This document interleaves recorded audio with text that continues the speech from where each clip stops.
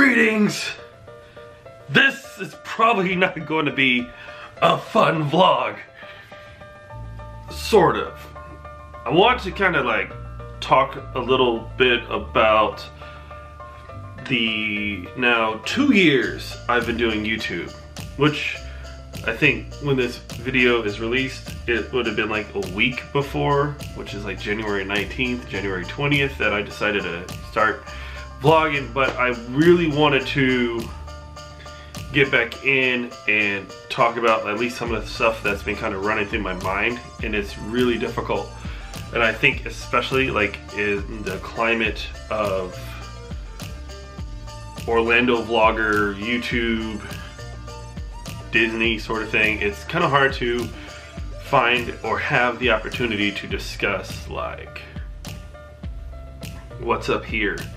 And it can be suicide as far as, should I talk about it? Should I bring it up? Should I bring up issues that I feel like I should discuss? Should I bring up like thoughts of the channel? That sort of thing. So 2018, like I definitely, it was like a great learning experience. It was something that I think that I 100% embrace.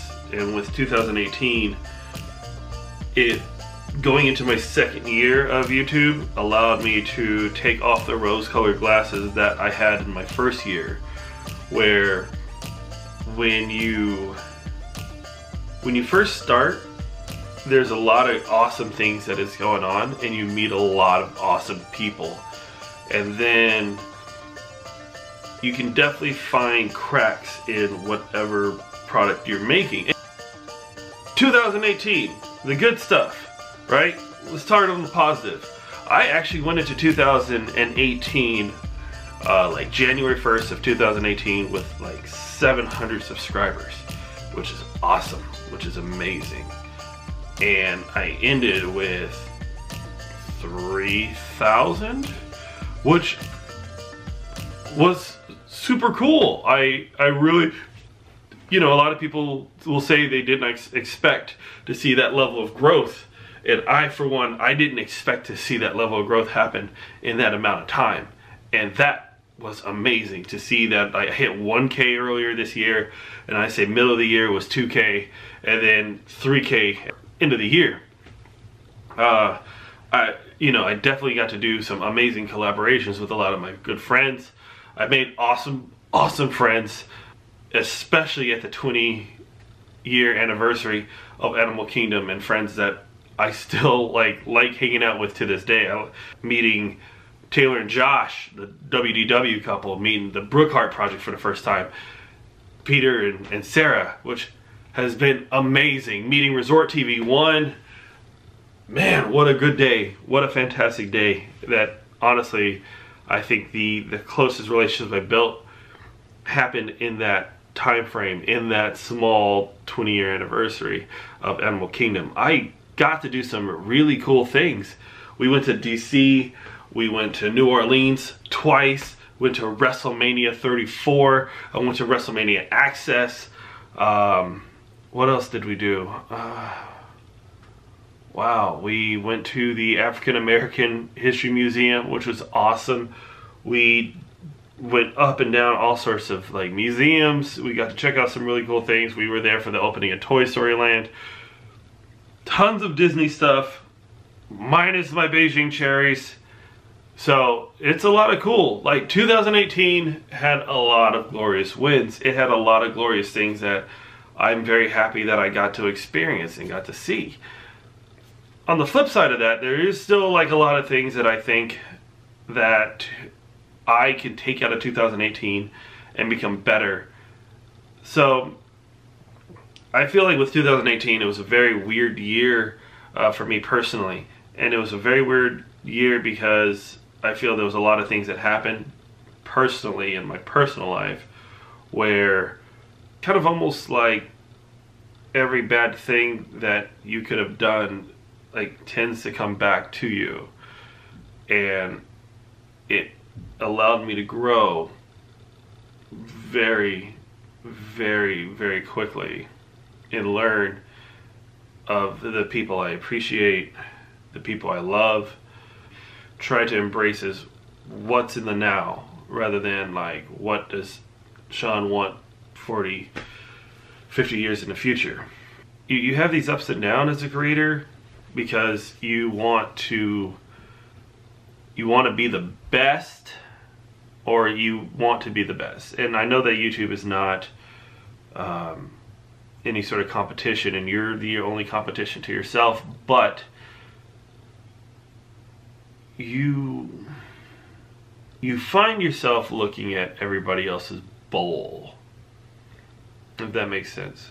Like, you constantly check what the other person has to the point where it can make you crazy. And I know if I'm doing it, other people are doing it. And for me, you know, I think when it looks at like the level of growth, and this is kind of like where I see a lot of people like falling into this like depression trap of YouTube, because there'll be people who will say, you know, you should not care about the numbers, you should only do you and just be happy with you. But on this flip side of that coin, you're rewarded with how many people are watching you. So don't care about the numbers, but care about the numbers and be rewarded. Do you see that in between? And you can see why people focus on the numbers when other people will say don't worry about the numbers. But you have to focus on the numbers because that's how you gain subscribers. But don't focus on that number because it's irrelevant. But it's very relevant because that's how you get cool features of YouTube, or a play button, or things like that, right? I've felt like I've put so much stock in where I was and where I was going, and I wanted to get to a very high level. I felt like I deserved, and that's the problem, is that word, deserve, is that you feel like you deserve to be on the top echelon of where everybody else is, but you're not there yet. And that for me, no matter how hard I worked or no matter how hard I tried, I just couldn't accept the fact that maybe it's not my time yet. It's not my story. Or maybe I just haven't found like the type of format that works the best for me. So, you know, when it comes to that time where, you know, you're a creator and you haven't reached that point, you get to this moment where you start playing the blame game, and you want to blame so many things on so many factors that may or may not be the issue. I can blame, you know, I found myself at times wanted to blame the fact that maybe I'm black and I don't relate to, you know, people who go to theme parks, because my family growing up really never went to theme parks. We never really went to Disney as often as I do now. It wasn't a thing. It was a thing to go once every 4 years, but it wasn't a thing. Or you find yourself blaming others around you, or maybe you just start blaming random happenstances. And for me, it had to become that maybe I'm the blame. Maybe I'm not making content in the way that allows me to break out, or allowing me to become an individual that feels like a different vibe altogether. You know, when you think about content,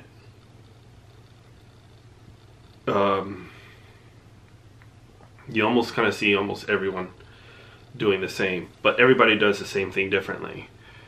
And you see people being revolutionary with B-roll, or they're being revolutionary with music, or they're being revolutionary with how the footage is put together, something that's completely different. And when I look at mine, I'm sure that it's different, I just don't feel it's different. So at this kind of juncture, or at least just me in this like rambling phase, I think it's time to take what I know, take what I've been doing, and try to change it up in a manner that works best for you and me as far as like a creative output. I am a storyteller. I love being able to tell stories. I love being able to walk you through and communicate. And this doesn't mean that I'm not going to stop going to Disney. It doesn't mean that I'm not going to start doing the Disney vlogs. But I am going to try to start doing something entirely different to make me feel different. Probably not so much for you, but for me. There has to be a moment where like you have to break free of like your creativity. You have to. And the best thing about, you know, working with the play and doing Art of Murder is that it allows me to figure out if I'm creative in this outlet. If I could become creative in doing just this, then who knows how much creativity I can do in just this medium of YouTube. If I'm a great storyteller on stage and I can drive the story and I'm able to talk about it, then I can drive the story on just a normal day of Disney. And I can turn a normal day of Disney into a fantastic day of Disney. Or I might have a story, or maybe I can extrapolate on just how I'm tasting that, you know, like food, or what happened in that day that I can talk about. Or maybe I can give a backstory on a clip, something. So it's trying to find a groove and trying to find what makes me feel different. And I think that's the big story about 2018, is that I really felt that on a creative standpoint, I gave up a lot that made me creative. I know I've done a lot of stuff that was a creative thing, that is still creative, it is still highly new, but I want to be able to be as creative as possible into the new year without having to fall back on a different format, fall back on the same, make my vlogs feel the same. How do I make myself feel different? And that's kind of where I'm at. Originally, I really wanted to come and do this video, and I was going to be very angry, and I've been very angry for the past couple of days. I think when it comes to YouTube, the vlogs, and the content, it's a very angry situation. It makes me very like, I can do more, I can be more. And a lot of people may not understand. You may not understand. Or maybe you do. Maybe you're a creator who feels that you're stuck, and you feel that, you know, you're creating and you're creating and you're creating and it's not doing anything for you. And maybe you're not getting the views that you want, maybe you're not getting the subscribers you want, maybe you're not getting the, well, whatever you're getting out of it. But remember that it's not the background of Disney that allows you to be you. It's you. That's what it's been this entire time. You can go to Disney and say, hey, you know what, let's talk about park updates. Let's talk about like them building Tron, or let me talk about Star Wars Land. I mean, everybody's has a video that way, and there's so many that exist, but the common denominator is you. So you can make videos like everyone else and walk around Disney and point at things that are there, point at things that aren't there. Or you can be creative and you can show the world you and show people things about yourself that you never have. Or you could, I don't know, make you the subject, which I think is important. Because you are the subject. You are the story of the vlog. Your channel is you. You are the person. And I continuously tell myself that. And I continue to look in the mirror and tell myself that I am that subject. This has nothing to do with me going to the parks every day. People see park updates all the time. But I update every day myself, and how many people see that. So that's 2018. And there's a lot to learn, and there's a lot to grow. And in order for me to grow, it allowed me to remove those rose-colored glasses that I've had for a very long time. Especially in my first year. Especially in my first year. That being said, it's gonna be fun stuff. It's gonna be really fun stuff in 2019. And for 2019, I mean, honestly, I like to give a couple people shout outs, right? People who are just still kind of like finding their groove and finding their soul, if you want my honest opinion. People who probably you may not know, and they may have been on the vlogs. I'm sure a lot of them have. I know if you haven't got to check out Magic Geekdom, I think they're doing fun stuff. I really enjoy Jeremy and Kara, and I feel that soon they'll break out. I think that. I feel that. I feel that. And it's soon. Very, very soon. Jackie's growing amazingly, which is great. Super happy for her, and especially like in my circle, seeing people grow in that way has been spectacular. Greg, guys, if you guys haven't seen Greg's game room stuff yet, please do. I mean, that's not taken away from his Adventures by George channel, but if you haven't looked at anything from Greg's game room, please do yourself a favor, do it.